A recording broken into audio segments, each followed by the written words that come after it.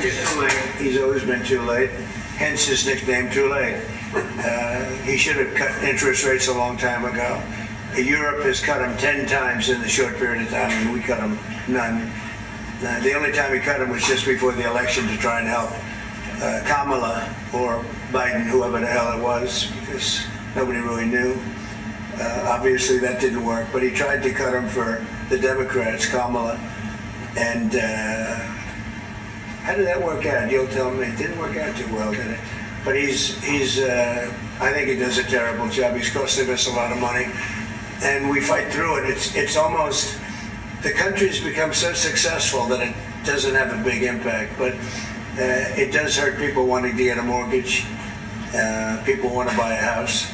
He's a terrible Fed chair. I was surprised he was appointed. I was surprised, frankly, that Biden put him in and extended him, but they did. So, and I'd correct one thing the president said. He said, I don't know how he put Powell in that position when it was Trump that put Powell in the position. So he does know. It'll make it easier to move dollars, which again reinforces the U.S. dollar as the reserve currency. And importantly, Maria, each of these digital dollars are going to be backed one for one by U.S. Treasury securities. That's going to stimulate demand for U.S. Treasuries. That's going to bring, the increased demand is going to bring rates down. That's going to be very positive for our borrowing cost right now at a time when we could use it. There are many reasons to love this bill. The working capital that it brings back into the system, again, instead of being tied up 5 to 10 days waiting to clear, immediately coming back to the hands of middle and small sized companies that can put that asset to work. I think we're going to see a lot of positive results, but importantly still, we're going to see this technology thriving here in America again. The anti-central bank component of it, I think that may seem strange, but there is a large number of my colleagues here in the Senate, Elizabeth Warren probably the leader of this group, that are proponents of central bank digital currencies, meaning they'd like to be able to see and surveil every transaction that Americans make. I don't think Americans want that at all because they've seen Operation Choke Point take many different forms. We do not want to empower the federal government to do that yet again. Yeah, I mean, one holdout appears to be that the Senate stablecoin legislation, the bill, does not include a ban on the Federal Reserve issuing a central bank cryptocurrency. The House included that in their version. Now, we don't expect the Federal Reserve to move to actually issue a digital dollar. But what about that? People are worried about the Federal Reserve coming out with this central bank cryptocurrency and using it as a surveillance tool like China does. Yes. One of the things that we said in Genius Act, we have to give a lot of credit to Bill Hagerty on working on this legislation. The Genius Act simply says that nothing in this bill actually expands the authority at the Federal Reserve. So they do not have expansive authority. They cannot go in that direction. So we wanted to make sure that it was crystal clear. The House wants to double down and do it again. I get that. That's not a bad move at all. But let's be clear. The Genius Act already speaks to not allowing the Federal Reserve to expand their authority. And finally, let me just say this, Maria. The Federal Reserve, they should get back to calling balls and strikes and doing their job as an umpire. Watching the Fed be politicized under President Biden and then frankly stepping away from all things common sense like lowering interest rates under President Trump, they should get back to doing their jobs. Well, it has to do with the CBDC, which is toxic in my district. Okay. We will protect my citizens from CBDC. It's going to happen in the next 6 months, and this is the golden age of digital assets, Stuart.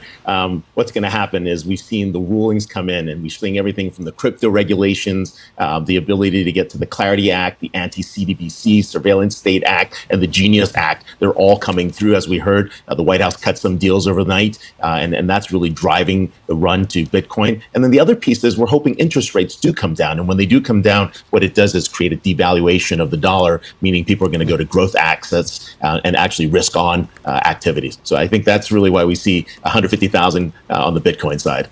Crypto is going to be the future of finance. Going to a different economy, and we're going to be learning more about that as we go. But clearly, we're learning that things can be done from remote locations. We're learning that technology can replace people even more than we thought.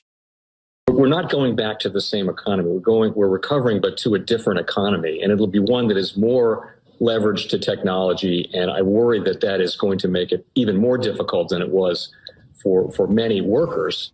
In Silicon Valley and my friends who work in technology know that what we did to the manufacturing workers, we are now going to do to the retail workers, the call center workers, the fast food workers, the truck drivers, and then even bookkeepers, accountants, insurance agents, lawyers, and on through the economy. So what happened to the manufacturing workers is a very clear sign. And so we'll import Chinese-based CBDC technology. So it's going to be CBDC in a box provided to you by the People's Bank of China. But every stock, every bond, every currency, every commodity, every piece of art, every private business, every piece of real estate will eventually be a token on a blockchain, an entry on a ledger, permanent and immutable. We will have truth instead of trust, and we will save over $7 trillion a year. 6 to 8% of global GDP is wasted by the friction of the trust industry that's necessary when you have dual entry accounting. With triple entry accounting, which is what a blockchain is, we get rid of all of that friction. It's a beautiful future. Like what you see in China and their social credit scoring systems, right? If we get identity wrong, it could be a tool to enslave humanity. And if we get it right, it could be a tool to liberate humanity. And as an American, I'm obviously rooting for the one that's on the side of freedom. Bitcoin is an international asset. And also, I do believe the role of crypto is it's digitizing gold. I actually believe this technology is going to be very important. Look at it. We have been part of a huge revolution in investing through ETFs. We believe that ETFs will be changing the whole way we invest. Many people still use it as a means, people are investing it for indexing. No, the majority of people who are putting money in in ETFs are active investors that are buying exposure. The entire bond market is being transformed as we talk right now. I believe the next generation for markets, the next generation for securities will be tokenization of securities. And if we could have that distributed ledger that we know every beneficial owner, every beneficial seller, we all have our code of who's buying, who's selling, instantaneous settlement. And think about it, it changes the whole ecosystem. Chinese bank ICBC has been hit by a ransomware attack, and the U.S. Treasury market, as a result of that, has been disrupted. This, according to the Financial Times. We're getting it more right now with Bloomberg's Shonali Bassick. Shonali, what do we know? Listen, we have the Financial Times now reporting that ICBC, one of China's largest banks here, was hit with a ransomware attack. And remember, they're a very significant intermediary in the Treasury market. The SIFMA has told its members that this has been part of the reason here that the system is kind of clogged up, if you will, during that auction that we saw a little bit before. The attack had prevented ICBC, according to the Financial Times, from settling Treasury trades on behalf of other market participants. A large executive at a major bank also telling the paper that such a large party on the fixed income clearing corp creates major concerns, potentially impacting the liquidity of Treasury markets. Now, it was not just a poor auction. It was absolutely lousy, and when the dealers have to step in to save a treasury auction, that's a rare occurrence. And welcome to the Crypto Teacher. And guys, please like and subscribe if you do like what you're listening to. Please inform your friends and family and spread it all over social media. It is imperative that we get back to learning finances and understand how the world really works, because once we understand how the world really works, we understand that it is all planned out. Now, I want to thank those who purchased the NWO book and the Crypto Teacher book. The NWO book shows you how the world really works, and especially in the times that we're in right now, it's definitely time for you to wake up out of that sleep. And in 2025, the NWO is going to turn on that alarm clock. It's up to you whether you wake up or not, whether you're going to hit that snooze button. Remember, my people perish from the lack of knowledge because they reject it. And guys, we're going to see stablecoin regulation, which is the foundation of this new digital economy, and it sets up down the road 2028, 2029 for that free money. And I told you that we would get a first quarter pullback, and that's what happened. And then also I told you that tariffs would get stepped up, and that's what happened. Layoffs would pick up. That's what happened. So the crypto teacher gives you a warning like Noah and Gilgamesh, whichever one you want to call it. But we will get some type of reset this year. Most likely stable coins are the catalyst. And remember, the crypto teacher told you. But we have trillions of dollars sitting on the sideline in money market accounts. And then plus, we know the Fed is going to cut rates. Not a lot this year, but they're definitely going to cut rates. So I see us getting a correction and then moving back up. And then we have the two powerhouses, China and the U.S., will step up these tariffs on each other. And of course, guys, that's going to hit certain parts of the market. But then we also have the hacks. We have the Birdman. We have the drums are beaten and more movies to come, as we can see. And inflation is going to stay sticky and layoffs are going to step up while they move in all this automation. And remember, the crypto teacher told you. And also, guys, I want to thank those who purchased the 3 kids books. It's time to re-educate.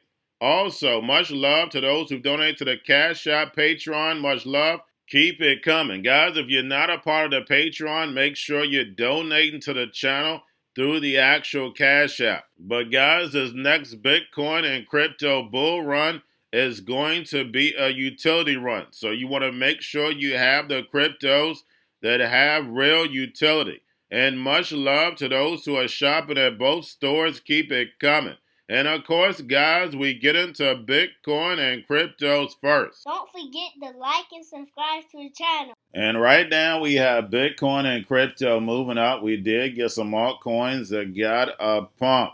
And right now, stocks are flat. And the only thing you have to do is look at yield rates. Even though they are pulling back slightly, yield rates are still high. Now we have Bitwise says that once legislation is passed in the U.S., you can't put the genie back in the bottle. Crypto is going mainstream, and we know that is a fact. And then we also know the spiritual meaning behind genie. And crypto means hidden message, hidden meaning. These cryptos are for the machines. They're not for you. They're for the machines. Now the machines have money. And remember, the crypto teacher told you. Now make sure you're paying attention to the actual indicators. We have yield rates which are pulling back. We know we have those auctions going on also. And then, of course, the repo. And we have Standard Chartered's Jeffrey Kendrick says once stablecoins reach 750 billion market size expected by the end of 2026, it will potentially impact Treasury yield curves and USD demand. And it's definitely going to affect the yield curve. Why? Because these stablecoin issuers are buying the short end. They're definitely not going to touch this long end. They're buying the short end. But either way, because the United States dollar is going to be devalued, these stablecoin issuers are going to take a beating in the long run, and everything is going to end up in the hands of the central banks. And remember, the crypto teacher told you. But for right now, they need to flood the market with these stable coins. The Fed is going to let the private sector run wild. And remember, the crypto teacher told you. And then we have the dollar down. We have volume and crypto down. We have Tether and USDC. And we have PayPal to expand its stablecoin to Arbitrum Network.